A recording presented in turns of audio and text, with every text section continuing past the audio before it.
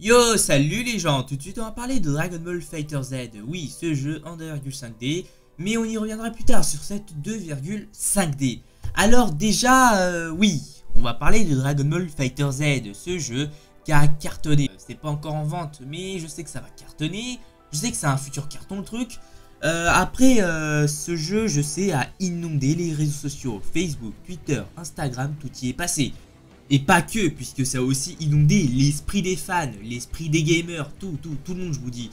Puisque ce jeu a quelque chose de nouveau, a apporté quelque chose de nouveau dans l'univers Dragon Ball. Dans l'univers des jeux Dragon Ball, d'après moi. Et ben oui.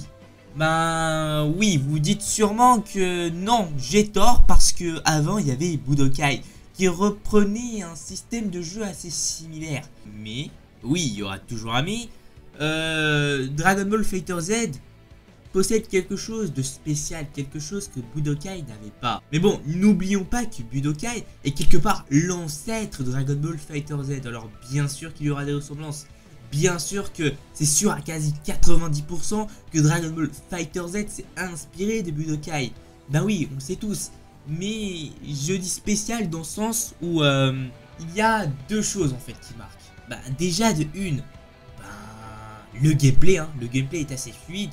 Le gameplay est assez mouvementé, et c'est, comment dire, c'est un peu du Tekken en fait. Si vous avez déjà joué à Tekken, ben dans Tekken, ben c'est pas en fait juste de donner des coups de gros bourrin et voilà, on a gagné. Non, c'est pas ça, c'est pas je martèle la manette pour gagner. Non, c'est pas ça Tekken. Tekken, c'est avant tout des stratégies, mettre en place des combos pour gagner. C'est ça en fait Tekken. Et ces dernières années, d'après moi, ben Dragon Ball s'était réduit à faire du Kamehameha, des spams. Et voilà, on a gagné. Oui, il n'y avait pas de combo. Et même si on enchaînait, même si on mettait des combos, même si on plaçait des combos, ben voilà quoi. Ben celui qui utilisait le plus de fois les vagues déferlantes, les Kamehameha quoi, ou les Final Flash, ben il gagnait. Ben oui. Vous n'avez qu'à voir dans Xenoverse où ça c'est vraiment récurrent le truc. Voilà. Mais avec ce jeu, ben ça change beaucoup. Le gameplay est assez atypique par rapport à ces dernières années. Après, deuxième point qui nous a tous marqué, les graphismes. Oui, les graphismes se rapprochent énormément de l'anime Dragon Ball Z. Oui, vous n'avez qu'à voir certaines scènes, vous n'avez qu'à comparer certaines scènes. C'est exactement la même chose et en plus de ça, ça reproduit très bien l'ambiance de l'anime Dragon Ball sur les graphismes d'après moi. Et ça c'est cool, voilà. Alors revenons-en à la 2,5D. Donc à l'E3 2017, la productrice explique le retour à la 2,5D. Dimanche, lors de la conférence Xbox, Arc System Works et Bandai Namco ont levé le voile sur un nouveau jeu de combat très alléchant, Dragon Ball FighterZ comme dit précédemment. Sa productrice Tomomi Hiroki a commenté le retour du jeu à un style 2,5D.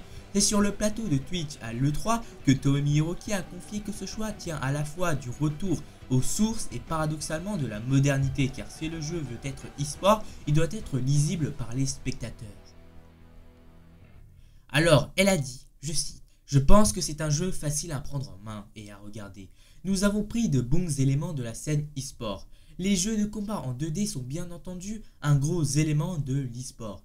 Et Dragon Ball, qui est une super plateforme, je pense, sur laquelle des tournois de jeux de combat peuvent être organisés. Nous avons donc essayé de combiner ces deux éléments qui étaient vraiment faits l'un pour l'autre. » Rappelons que Dragon Ball FighterZ sera disponible l'année prochaine sur PC, PS4 et Xbox One. Sur ce, j'espère que vous avez bien aimé cette info, j'espère que vous achèterez Dragon Ball FighterZ. Pour moi, ce sera peut-être le cas, je suis pas sûr, faut voir. Voilà. Donc sur ce, j'espère que cette vidéo vous aura plu, j'espère que vous abonnerez, j'espère que vous likerez et j'espère aussi que vous me suivrez sur Twitter parce que vous n'êtes pas assez, vraiment pas assez.